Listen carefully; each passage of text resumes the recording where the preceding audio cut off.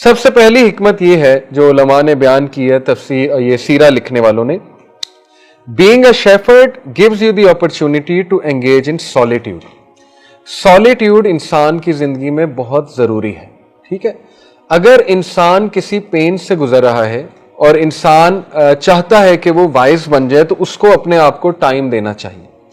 होता क्या है, ऑन द कॉन्ट्ररी, गोरों से जो हिडोनिज्म से हमें एक्चुअली एस्केपिज्म की फिलॉसफी मिली है ना, गोरे क्या करते हैं अनफॉर्चुनेटली जब उन पे कोई पेन आती है, वो अपने आप को इस तरह की जहनी मसरूफियात में डालते हैं कि वो समझते हैं कि इससे पेन चली जाएगी।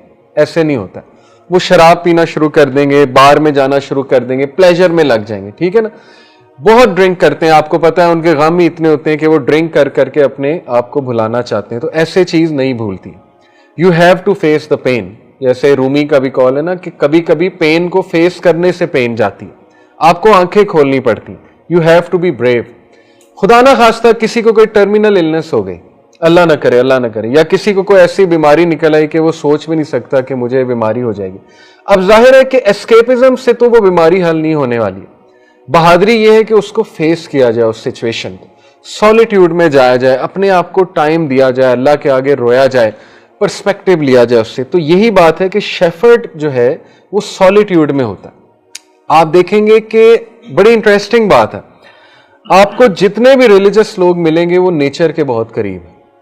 आपको ऐसे नॉन मुस्लिम जो इस्लाम बहुत जल्दी कबूल कर लेते हैं, या वो माउंटेनियर्स होंगे, या वो साइकिलिस्ट होंगे, या वो इस तरह के लोग होंगे जो नेचर बहुत बाइकर्स होंगे।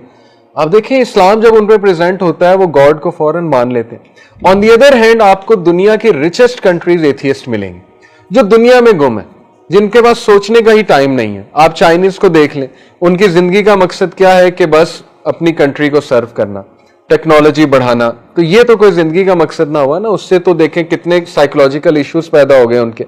इसलिए याद रखें कि नेचर के इंसान जितना करीब होता है वो अल्लाह के करीब होता है। तो आप एज ए टीनेजर अपनी एक्टिविटीज ऐसी रखें जिसमें आप नेचर के अंदर बहुत ज्यादा जाएं, और सॉलिट्यूड जो है उसको लाइक किया करें। देखिए अगर सॉलिट्यूड में आपको नेगेटिविटी बहुत आ रही है, ओवर थिंकिंग बहुत आ रही है, तो ये एक प्रॉब्लम है। इसका मतलब कि आप अल्लाह से कनेक्टेड नहीं है, आप एट पीस नहीं है। कुछ लोग सॉलिट्यूड में इसलिए नहीं बैठते हुए कहते हैं कि मेरा वो जोन एक्टिव हो जाता है, मेरे डार्क थॉट्स एक्टिव हो जाते हैं। तो यही तो डिफीट करने हैं, इसी को तो फेस करना है। करेज नाम ही इस चीज का कि अपने फियर्स को, डीमंस को फेस करें और अल्लाह ताला से दुआ करें और अल्लाह ताला से आसानी की दुआ करें। और यकीन करें सबसे बेहतरीन सॉलिट्यूड वो रात का टाइम है, जो last part of the night है, जिसको 3/4 ऑफ द पार्ट कहते हैं नाइट का, तहज्जुद का जो टाइम है। इतना सुकून है उस टाइम में, इतनी सकीनत तारी हो रही होती है उसमें। आप कभी अल्लाह से मुलाकात करके तो देखें, सब कुछ डिस्टेंस करके दुआएं करके देखें अल्लाह ताला से, आप देखें आपको ऐसी स्ट्रेंथ मिलेगी कि आप सोच भी नहीं सकते। तो यस, पहली जो रीजन है वो ये है कि सॉलिट्यूड पसंद किया गया है, और सॉलिट्यूड से बंदा तफक्कर और तदब्बर करता है। ठीक है ना, तफक्कर और तदब्बर बहुत अच्छी आदत है, और कुरान मजीद में तफक्कर और तदब्बर का बहुत ज्यादा जिक्र किया गया है।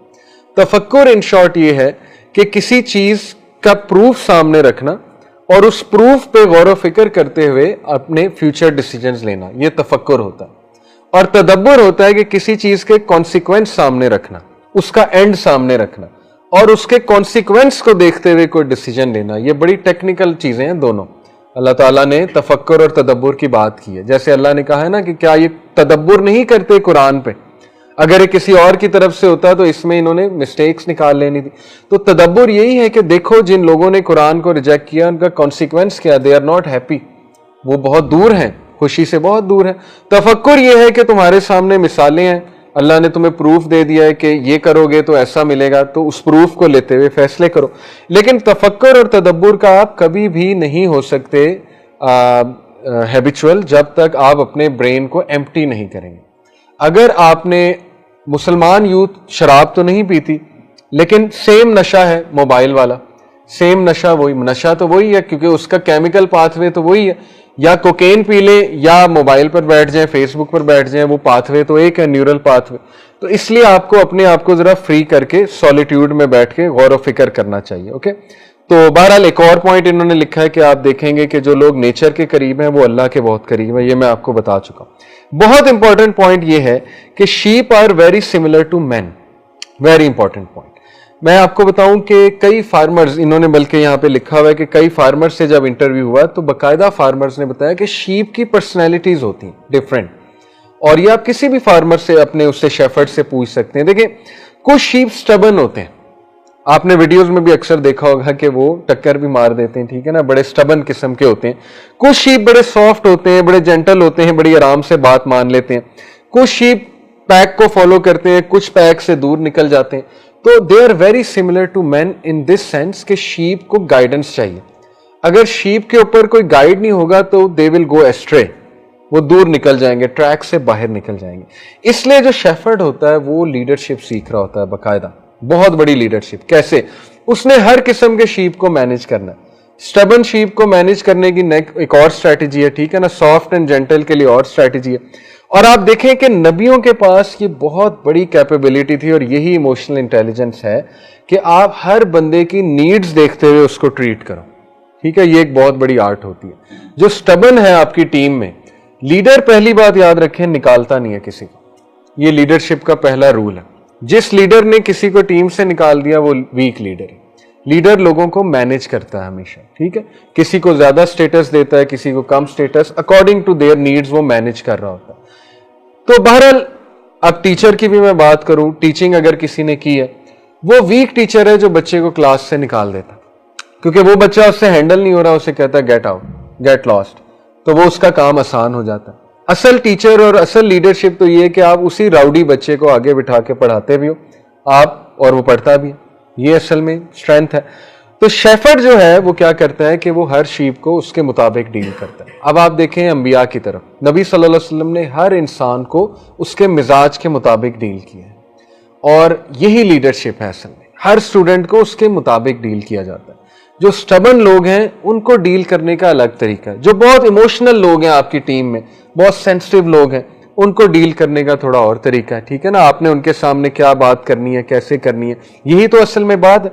तो ये सारी चीजें पर्सनैलिटी लोगों की देख के उनके साथ डील करना, ये शेफर्ड सीख रहा होता है। इसीलिए हजरत उमर रज़ियल्लाहु हो चुके, वो भी कैमल्स को टेम करते थे, और कैमल्स बहुत डिफिकल्ट जानवर है।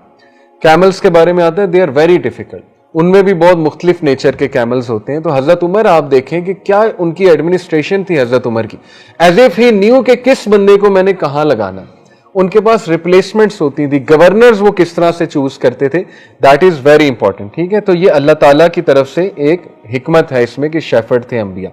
फिर एक पॉइंट बड़ा जबरदस्त है कि being a shepherd makes you soft and tender, and on the other hand makes you brave and courageous. ये बड़ा जबरदस्त कॉम्बिनेशन है, being soft and tender and brave and courageous. Soft and tender for whom? For your flock. अल्लाह के नबी सल्लल्लाहु अलैहि वसल्लम के बारे में अल्लाह ने कहा सूरह आले इमरान वर्स 159 कि ए नबी, अगर आप सख्त होते, अगर आप इनसे रूडली बात करते तो ये आपके पास ना बैठते। चूंकि आप सॉफ्ट हैं, आप टेंडर हैं, तो ये आपके पास बैठते। अब ये इमोशनल इंटेलिजेंस का बहुत बड़ा एक एलिमेंट है, एम्पैथी फॉर योर टीम, उनके बारे में सोचना, ठीक है ना, अपने उनके शूज में आकर सोचना, ये बहुत बड़ी बात होती है। तो जो शेफर्ड होता है वो बाकायदा सॉफ्ट एंड टेंडर होता है अपने शीप के लिए। वो उनकी गलतियां भी माफ करता है, उनकी रेपिटेटिव मिस्टेक्स माफ करता है, और इवन अगर उसे कोई नुकसान हो जाए फिर भी उन्हें माफ करता है। This makes him very tolerant, और टॉलरेंस लीडरशिप का तकाजा है।